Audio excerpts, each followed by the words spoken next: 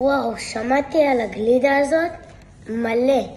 זה אחד הגלידות היפות, אמור להיות יפה, וגם נראה טעים. די טעים. בואו נראה. אני פותח את זה עכשיו.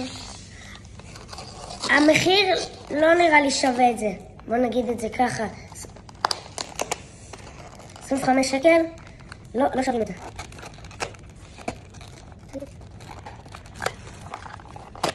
ככה זה נראה.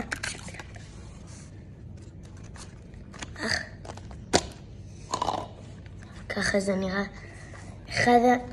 אחד נראה יפה.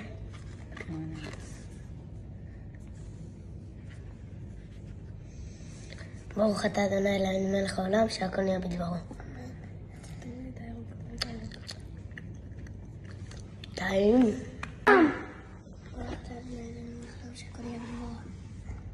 לא את הכל. נכון טעים? וואו. ידע. זה גם בטעם של הפרי. ידע. טעים? אמן. איך ידע? כן. באיזה טעם זה? אפרסק. אז מה אתה אומר? שווה איתה? המחיר, הטעם כן, המחיר לא. כן? טוב, זה היה טעים. ביי.